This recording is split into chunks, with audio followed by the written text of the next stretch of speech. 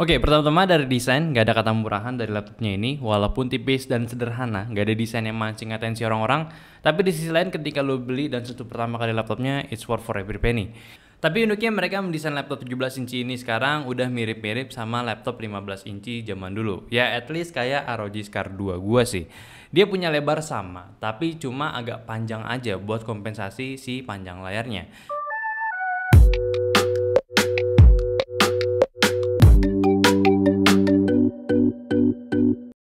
Halo semua, gue Aldi. Kali ini gue mau bahas Asus Zephyrus S17. Cukup lama di studio kita, udah dibahas juga di channel Media sama si Erwin. Tapi di sini topik yang gue mau bahas dari laptop ini yaitu tentang desainnya. Kita udah tau lah, untuk laptop yang satu ini di harga tuh 60 jutaan. Kalian juga udah dapat segala dari teknologi laptop terbarunya saat ini. Karena laptopnya ini udah pakai Intel i9 11900H, RTX 3080 laptop GPU, RAM-nya itu super gede banget di 32 GB dan SSD-nya ini 2 TB NVMe yang gue udah tes performa Redcall-nya itu di 7000 Mbps. Gokil ya. Oke, pertama-tama gue juga senang nih bisa dapetin kesempatan lagi high-end si Asus ini itu kayak gimana. Salah satu brand yang demen banget eksperimen dengan kegilaannya sampai kayak kurang gitu kalau misalkan nggak ada desain yang uniknya dan menariknya dari si Asus ini. Ya walaupun untuk yang kali ini gua ngeliatnya itu cuma sekedar penyemuran aja dari generasi sebelumnya pakai spek baru ya gitu aja gitu, tapi ya Asus gitu cukup bisa lah mengimpress gua dengan baik. Oke, pertama-tama dari desain, nggak ada kata murahan dari laptopnya ini. Walaupun tipis dan sederhana, nggak ada desain yang mancing atensi orang-orang. Tapi di sisi lain ketika lo beli dan sentuh pertama kali laptopnya, it's worth for every penny. Ya salah satu laptop 17 inci pertama dengan desain yang tipis juga. Dan seperti biasa, keunikan dari desainnya ini, si Zephyrus itu bentukannya punya floating keyboardnya. Ya bagus buat posisi ngetik sama bisa ngasih airflow lebih daripada bagian fan-nya ini. Ya cukup menarik lah dengan durabilitas yang gue bisa katakan juga sudah sangat kokoh. Dan sisi kakinya pun juga sedikit rising. Jadinya bisa menambah topangan laptopnya ini agak sedikit lebih naik. Detail pada belakang layarnya cukup menarik, hanya potongan diagonal yang melintang dengan titik dot sebagai pemanis sama ada notch Republic of Gamer pada akhir garisnya. Dan seperti biasa ada juga mata ROG-nya. Lalu ke sisi baliknya, ada layar 17,3 inci dengan rasio layar to body-nya itu di 88%. Jadi sepenglihatan gua udah hampir full menutupi layarnya gitu. Cuma sayangnya belum pakai rasio panel di 16:10. Padahal udah banyak yang gunain itu dan untuk spek panelnya sendiri di resolusi WQHD atau setara dengan 2K. Bukan resolusi, memang sama gitu ya. Refresh rate-nya di 165 Hz di 3 millisecond dan akurasi warnanya sudah di P3 100% dan juga sudah Pantone validated. Dan gue yakin kalau Asus punya pilihan Full HD-nya, gue rasa mereka akan pakai panel 300 Hz, tapi ini sayangnya nggak ada. Tapi uniknya mereka mendesain laptop 17 inci ini sekarang udah mirip-mirip sama laptop 15 inci zaman dulu. Ya at least kayak ROG Scar 2 gua sih. Dia punya lebar sama, tapi cuma agak panjang aja buat kompensasi si panjang layarnya. Keren sih, jadi buat dipakai tas gua yang biasa gua khawatir bawa laptop gede, setidaknya udah bisa masuk tas gua yang cuma buat laptop 15 inci aja. Dan ngomongin soal build quality pun, semua permukaan udah pakai aluminium chassis. Jadi feel-nya itu kerasa banget, nggak ada murahannya, dan untuk engsel-engselnya kayak di bagian layar sama floating keyboardnya juga nggak ada kerasa oglek-oglek pas dipakai. Lalu di keyboardnya mereka gunakan semacam scissor switch gitu. Feelsnya kayak pakai laptop jadul yang mahal tapi diperbarui lagi dengan respons yang lebih tinggi. Jadi khusus gaming harusnya lebih bagusnya. Layoutnya full juga, tapi gue suka ada dial scrollnya di bagian sisi kiri atasnya. Ini hanya sebuah scroll aja, namun fungsinya ini cukup besar. Bisa ngatur brightness, volume, jadi horizontal scroll, dan ada 4 utilitas lainnya. Tapi yang jeniusnya ini, mereka taruh posisinya itu buat dipakai tangan kiri. Jadi enak banget dipakainya. Terus di bagian touchpadnya pun juga punya ukuran yang gede banget. Mungkin seukuran dengan MacBook punya kayaknya. Dan untuk portnya sendiri di sisi kanan ada 2 USB-A dan SD card reader. Di sisi kiri ada power port HDMI RJ45, 1 USB-A lagi dan 2 USB serta audio jack. So sebelum itu ada yang gue mau bahas lagi selagi laptopnya mendukungnya. Cuma nggak enak gitu kalau nggak sambil review laptopnya, kan dipinjemin cuy. Jadi kadang terlintas aja gitu di kepala gue. Yaitu tentang rasanya pakai laptop desain ini kayak gini. Gimana sih gitu ya rasanya? Karena gue sendiri tuh gue juga suka sebenarnya. Cuma kalau dibawa-bawa ke tempat umum atau enggak sekedar dibawa jalan-jalan aja pindah rumah kantor terus menerus, gue kayak ada rasa takutnya gitu. Berlebihan gak sih kayak buat sebuah laptop gaming sekarang yang pengen terus inovasi bentukannya gitu? Ya apalagi apalagi si Asus sendiri dari tahun ke tahun ada aja yang baru. Ya ini sih menurut gue yang paling aman gitu. Tapi kan ada yang dual screen kayak Zephyrus Duo atau nggak ZenBook Duo, terus juga ada yang kayak Mothership pula gitu ya. Ya walaupun mereka ngasih garansi keamanan ya tetap aja nggak selamanya kan kesalahan itu bisa di cover gitu. Sebagus-bagusnya material yang dikasih juga pasti bakalan khawatir lah kita ada human error sama ada efek pemakaian juga. Belum lagi kalau ditinggal bentar gitu rasanya beda gitu kayak sama kita lagi ninggalin laptop kantor yang jauh lebih murah. Ya nggak tahu juga sih, cuma itu sih yang gue semakin sini kayaknya lebih nyaman dengan laptop standar aja. Yang penting speknya tinggi ketimbang kayak seperti Zephyrus ini gitu. Tapi tetap sih ada kesenangan sendiri gue ketika kita bisa cobain laptop yang berbeda daripada yang lain.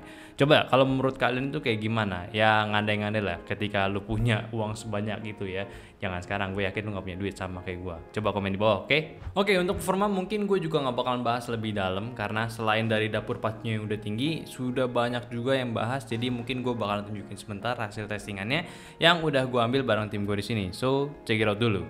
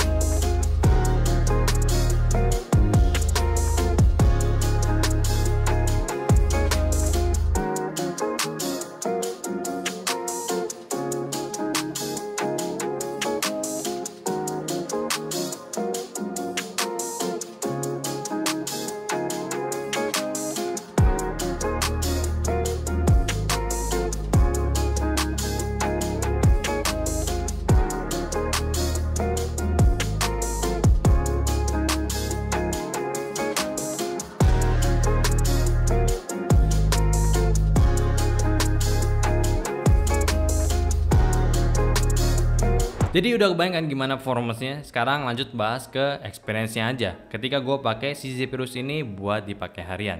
So selama gue udah pakai selama 2 mingguan buat jadi alat ngetik gue, mungkin yang jadi concern gue selain dari desainnya itu ya dari pengalamannya. Pertama, gue bisa pakai laptop spek setinggi ini untuk mobilitas tanpa charger itu dalam waktu yang cukup lama. Ini i9 dengan 3080 cuy. Tapi ya Asus juga udah mulai sekarang buat high-end laptopnya sekarang tuh udah mulai dikasih 2 charger ya. Satu yang gede yang full powernya, satunya lagi travel charger 100 watt itu yang ukurannya lebih kecil. Ya nggak heran juga sih, yang standar yang tadi itu udah gede banget. Segede gaban lah, malas banget kalau dibawa kemana-mana. Cuma buat saat ini kalau gua keluar jarang banget bawa si charger lagi. Karena gua kalau keluar cuma pakai buat nge-script doang kan.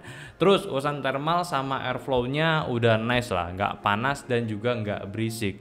Cukup balance, bisa diatur jauh sama Asus Car 2 gua kalau misalkan lagi full power. Berisiknya tuh kacau banget dan sekarang yang ini lebih senyap lagi bagian fan-nya. Dan yang terakhir di speakernya salah satu yang terbaik juga yang dimiliki dari seluruh jajaran laptop gaming. Speakernya powerful banget dengan kualitas suara yang bener-bener clear, detail suara keluar itu keluar semua gitu. Mungkin selain dari speaker yang down firing, dia juga ada mengeluarkan di sisi samping sininya nih, sisi bagian ini. Mungkin sebutannya apa? Gue juga bingung. Ya jadi suaranya enak ya, kalian bisa dengerin suaranya kayak gimana.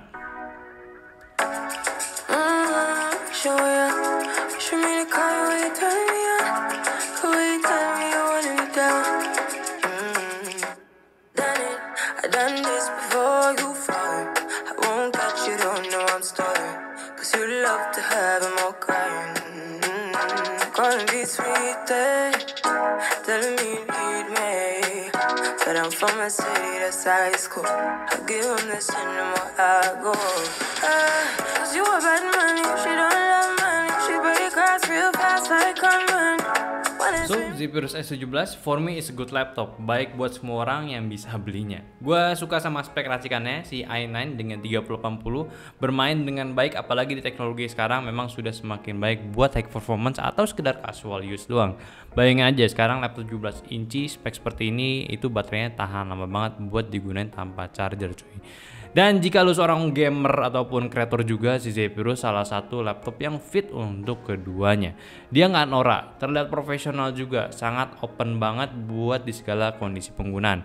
Cuma sayang itu gue belum bisa ngeliat potensi lebihnya untuk di scroll wheelnya ini yang di bagian sisi kiri atas keyboardnya itu untuk kita custom sendiri, kayak suka dipakai software creator contohnya. Ya paling yang kepake cuman gantiin dijadiin vertical scroll aja sih. So memang laptop ini bukan untuk kaum mendang-mending. Ini laptop mahal yang cocok itu buat para pengguna yang dompetnya tebel aja. Dan gimana nih menurut kalian tentang desain si laptop unik? Coba dong share pendapatnya, apakah bagus atau kalian better sama desain yang normalan aja? Komen di bawah, dan mungkin itu aja sih video gua dari pembahasan singkat si laptop Zephyrus ini dan juga keresahan gua dengan laptop yang bentukannya unik. Semoga kalian suka dengan opini gua. Silahkan komentar aja di bawah kalau misalnya mau berpendapat atau enggak ngasih kritik atau saran. Dan seperti biasa, subscribe channel ini kalau kalian belum, like videonya kalau kalian suka, dan aktifin notifikasinya ke all untuk mendapatkan informasi terbaru dari kita. Dan jangan lupa untuk follow sosial media kita di Instagram di Nyandote, sama join Discord kita di link di bawah. Gue lupa namanya. Nih pokoknya di bawah kalau mau ikut, karena di situ udah baik banget sama teman-teman yang udah join, itu sering banget ngobrol di sana juga. Jadi tunggu apa lagi buat kalian, dan sudah begitu aja. Di sini ada gua Ali, dan sampai jumpa di video nyantai selanjutnya. Bye bye.